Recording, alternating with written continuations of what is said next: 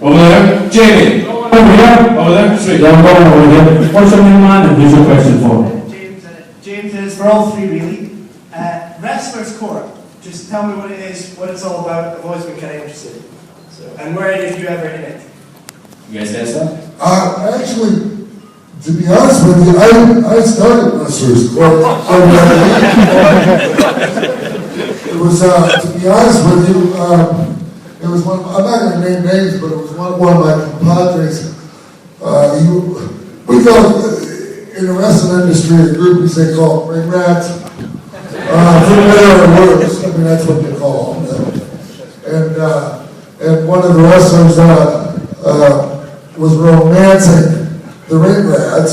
When he was traveling with his partner, he'd rent a Buick, and then he'd fly the rat in. And had a ring with about probably half the crew, and he'd rent a Cadillac for her when she'd come. So we had Wrestler's Court for him. And basically it kind of evolved from there. And basically anybody that kind of broke the code of the boys ended up in Wrestler's Court. And I guess that's about it.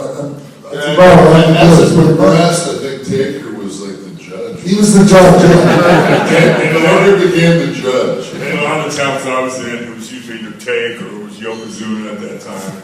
We miss the Yoke. But there was other charges that you could be brought up on, like, gimmick infringement, or, going, when you're like an early match, just because it's a good crowd, you go real long, and all the cats who are on late have to rush to the bar to get happy. Like last call. In my experience, it's always been a lot better when the boys police themselves, when we look after ourselves instead of waiting for it to trickle down from Stamford, Connecticut. So this is something that came up.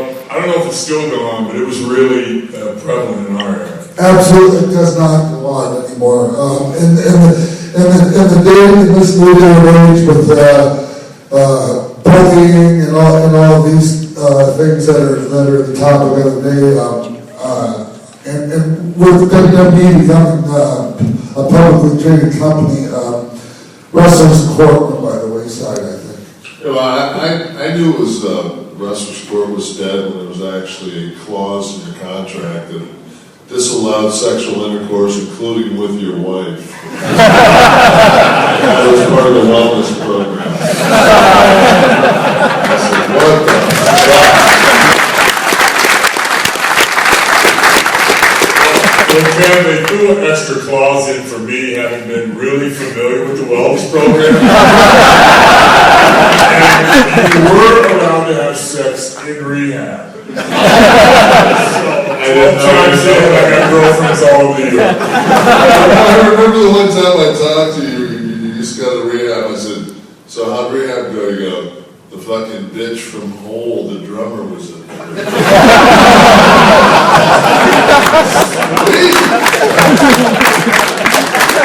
Hey, Joey Alex need love too.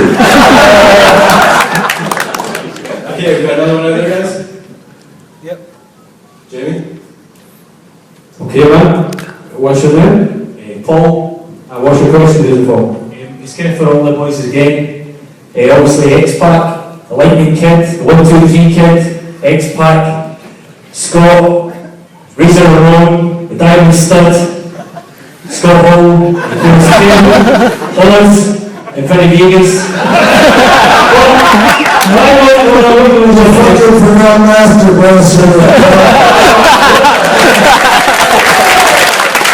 Of all those gimmicks that you've all had, who's been or what has been your favourite gimmick? Has it been being yourself or being a different character? What's been the favourite gimmick that you've all portrayed? I can speak for myself. I've always been the same character. You can call me whatever you want, I'm still the same character. I'm me.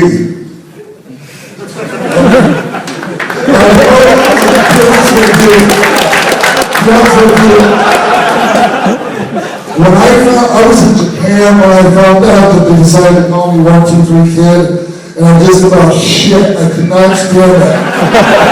First of all, I wouldn't be thrilled out here. But later on, years down the road, I mean, I'm very fond of it now. But 6-Pac and X-Pac, where I made the most money, baby. I want to say this about all the different gimmicks. I've known Kev forever, and you know, for being like such a pretty boy, Kev has no vanity. I mean, you know, he talked about the master blaster with the crazy like purple mohawk.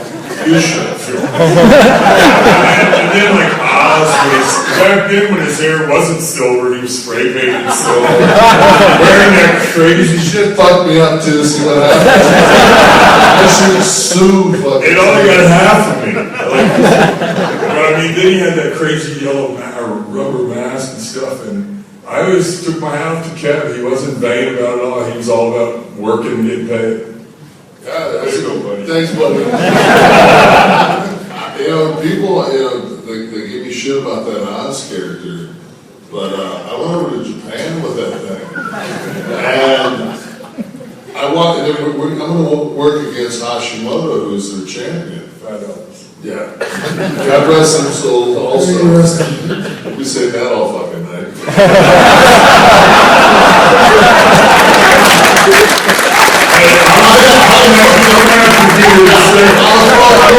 I was about to get fucking a steak drop. Not ready yet, Jesus.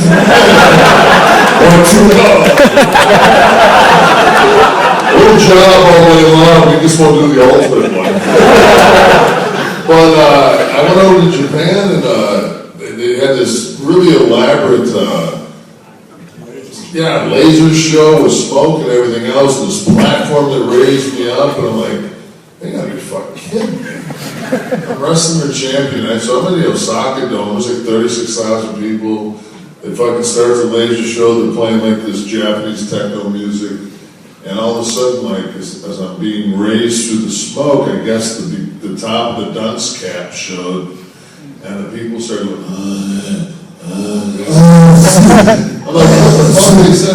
I got out, and it's like, as my head emerged, I got louder, they were saying Oz as they were saying Oz. And I'm like, motherfucker, this thing's over. Of course, it's over. And at the end of the tour, what was the fucker that you cut his eyebrows from?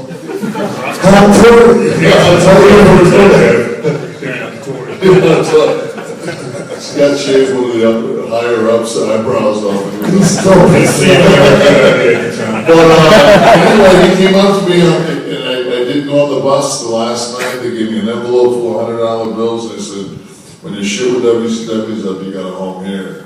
So I was like, sweet. And then Shawn Michaels said, hey, you want to come work with me? And I was like, yeah. In closing, Kev, isn't the Oz camp on display in some bar? That's right. There's a sports bar in Osaka. There's two masks that revolve in this glass case. It's Liger's mask and fucking Oz. So I go to this bar with Bischoff when we're over there, because we went back to Osaka with the NWO tour. And Bischoff goes, do you want me to buy that fucking mask so you can take it home? I'm like, dude, that thing is like enshrined, leave it. Like, as close as it's going to get to any kind of being over. But the Oz thing was good, but I think all of us, just from a royalty standpoint, you know, being yourself, man, you make a lot more fucking money because they can't trademark your name, they can only register it. So that's why we all became us. Sweet. We got another one over there, Jimmy? Yeah, I'm going to take one from the first couple of rows. Anyone got a question? My name's Kenny. You've been to the performance centre and you're mentioning characters like Oz. Do you think the gimmicks are given those guys are going to translate to the main roster? You know, they seem to be very like early 90s gimmicky comic type things. I'm thinking like Ascension and stuff. Do you think they're going to translate to the main roster, or do they have to think of something different? Is that the right way to train them in the performance centre with gimmicks like that? Well, I'd like to start by saying the 90s were pretty good to me as a young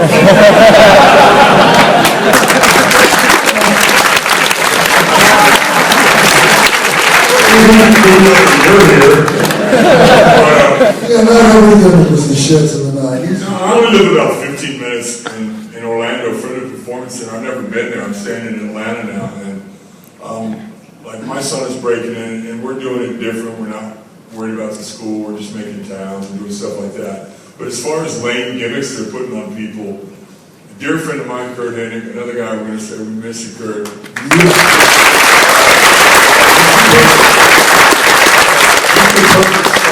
Axel is finally getting a break, but for years he languished in the performance center.